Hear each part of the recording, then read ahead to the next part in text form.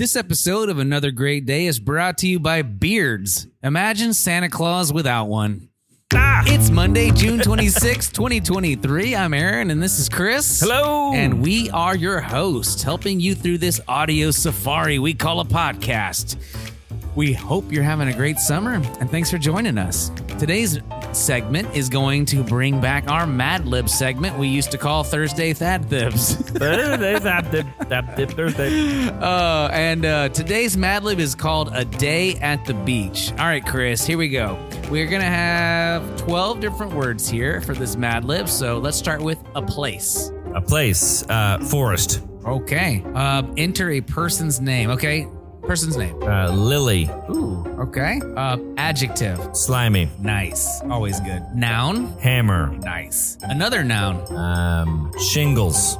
Oh, wait, shingle, I guess. Shingle, Is okay. it singular noun? Yeah, Is it singular noun. That's perfect. All right. Adjective. an adjective? Splendiferous. Another adjective. Pretty. I was thinking that same one. Crazy. Noun. Watermelon. Nice. You got 4 more to go. Number. 42. Thank you, Chris. Noun. Skyscraper. Ooh, okay. Food and verb. Those are your last 2. Queso. Ooh, yum. And a verb. Verb. Erupting. Ooh, this will be good. All right, let's go mad. Here we go. All right, this is called Beach Day. I went to the beach in Forest today with Lily. We had a slimy time. Oh, dear. We first built a hammer, and then we ran around in the shingle for a little while. The shingle. The water was a bit splendiferous. The sun was very pretty, so we made sure to wear a lot of watermelon. Wear it. We spent 42 hours there. At the end of the day, we treated ourselves to a skyscraper and had queso for dinner. Yummy. Love those forest skyscrapers. I definitely want to go to the beach again, but next time I want to erupting. I don't know. Oh, we're building the ship mid-flight, everybody. All right. And that'll bring us to this week in history. All right, thanks, Chris. As we've done this summer, we're going to present a whole week of history to you right here, right now. All right, Chris, before we go back in time to stop Skynet from becoming self-aware, let us present another Great Day podcast breakdown of This Week in History.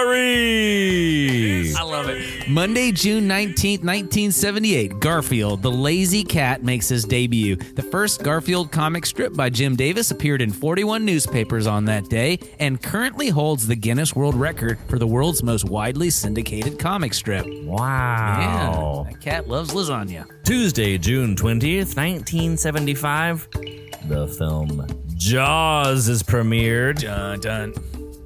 Dun, dun. Steven Spielberg's thriller about a rogue great white shark terrorizing a summer resort town is often regarded as one of the greatest films of all time. I would agree. You know, they have the Jaws shot. It's named after the movie. This camera move. It's the scene. Oh, I thought you meant a beverage shot. No. It's the camera move, because I do camera work. I'm a video guy.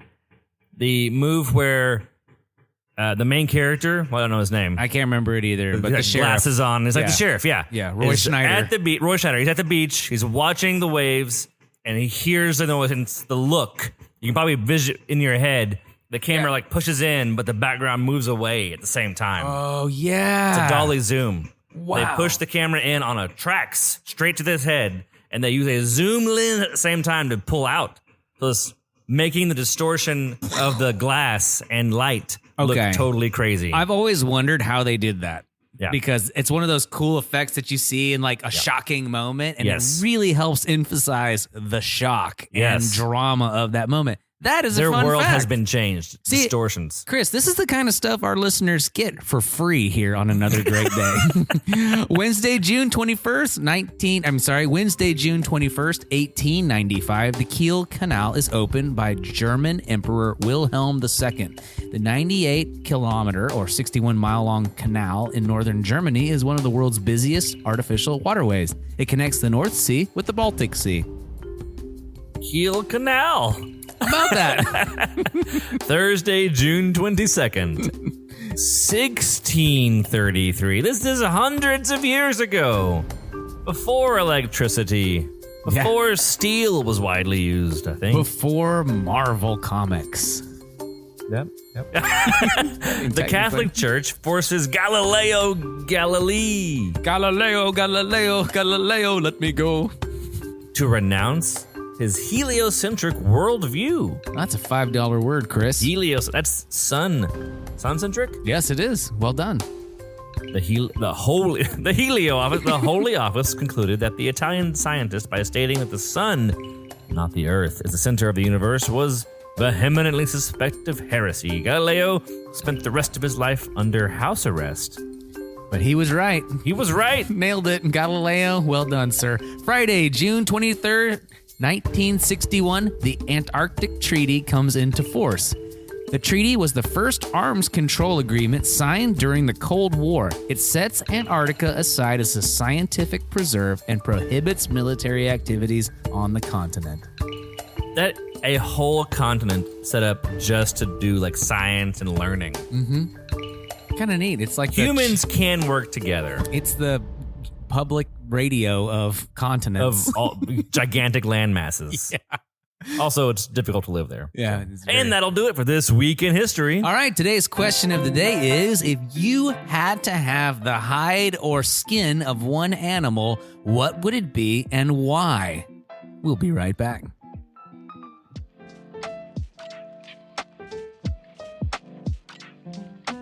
All right, welcome back to the podcast. We hope you had a great time discussing that question. If I could have the hide of anything in the world, I would have the hide of a zebra. Talked a lot about zebras this week. First thing that came to my mind. And I just think it'd be cool to be black and white striped. Go hang out with zebra bros. You'd have to be near other zebras to have the effect of why do zebras have the stripes? So that they can blend in with other zebras, and when a predator comes, they get confused. Like looking at a magic eye. Like there's a whole group of zebras kind of clumped together, and you can't tell which one starts and ends and what's what. Yeah, but if one's just in the grocery store, he stands out like a sore thumb. Like the most. Yeah, okay, bad choice. But I made my choice. I had to live with it. What about but you? You have to be near other zebra people. Or the zebras. It's gonna be so lonely. I regret my decision. I really like. I like my skin. Oh yeah, of course. Human skin is preferred. I guess if I could be a different skin, my first thought was an armadillo. I thought that too. Because there's a couple of strikes against armadillos. Apparently, they have diseases. Yeah, don't touch them. They carry like leprosy or something crazy like that. Yes. Beyond those problems, we'll do just the hide. They also jump and go really fast. Yeah, they can. Very skittish. Yes. I like that ability. I would love to be able to jump like 30 of my length or whatever they can do. That'd be really fun. Which is not part of this scenario. It's me, Armadillo Man. I can spring forward. And it's me, useless random zebra man. I have no skills. I have special coloring. Yeah. Oh, great talk today, Chris. Well, we hope you guys enjoyed that question. We'll go ahead and check in with our dad joke correspondent on location. Take it away, Wes. Aaron and Chris, hey boys, what do you call a group of apes that start a business? What? Monkey business. Have another great day. I don't know about you, AP, but that business sounds bananas. We'll be right back. All right, welcome back to another great day. I'm Aaron, and that's Chris. This week's word of wisdom is going to come to us from the following verses in Proverbs, chapter 23, verses 6 through 11. Thanks, Chris. The NLT says, "Don't eat with people who are stingy. Don't desire their delicacies. They are always thinking about how much it costs. Eat and drink, they say, but they don't mean it. You will throw up what little you've eaten, and your compliments will be wasted. Don't waste your breath on fools, for they will despise the wisest advice. Don't cheat your neighbor by moving the ancient boundary markers. Don't take the land of defenseless orphans, for their Redeemer is strong. He himself will bring their charges against you." The Amplified Version of the Bible says, "Do not eat the bread of a selfish man or desire his delicacies, for as he thinks in his heart, so is he in behavior, one who manipulates. He says to you, eat and drink, yet his heart is not with you, but it is begrudging the cost. The morsel which you have eaten, you will vomit up, and you will waste your compliments. Do not speak in the ears of a fool, for he will despise the godly wisdom of your words. Do not move the ancient landmark at the boundary of the property, and do not go into the fields of the fatherless to take what is theirs. For their Redeemer is strong and mighty. He will plead for their case against you." I feel like I heard once that in olden times, people would go through their fields, gather all of the food, and they would leave like what was like the leftovers for any person who didn't have anything, like the people at this edge of the city who didn't have a field. Yeah. And they would let them have the food. Yep, Dr. McGee was going, I think, through Deuteronomy or something. Maybe it was Numbers. I apologize, I don't remember. But yeah, he's talking about they leave the edges. Basically, when you harvest, you don't harvest 100% of your crop. You harvest maybe 90%, 95%, because that's enough for you and all your people and to sell into your commerce. You leave those edges so that the homeless, the sick, the fatherless, the widowed can come in and they can actually glean a little bit on the edges. So kind of a cool way that God built into his law how to take care of both being prudent and a good steward of your resources, but also making sure that you bless and take care of the community as well.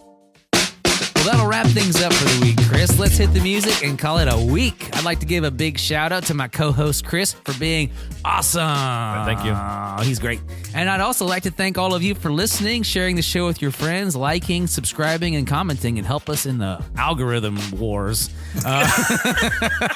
Our mission is to encourage interaction, creativity, and conversation. So even though today's show may have come to an end, that does not mean your discussions have to come to an end. We thank you for listening and hope you make it another Great day. We'll see you next week.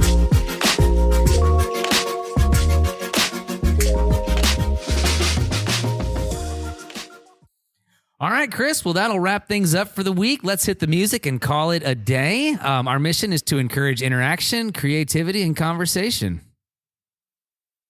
I skipped that entire section. Sorry. Well, let's...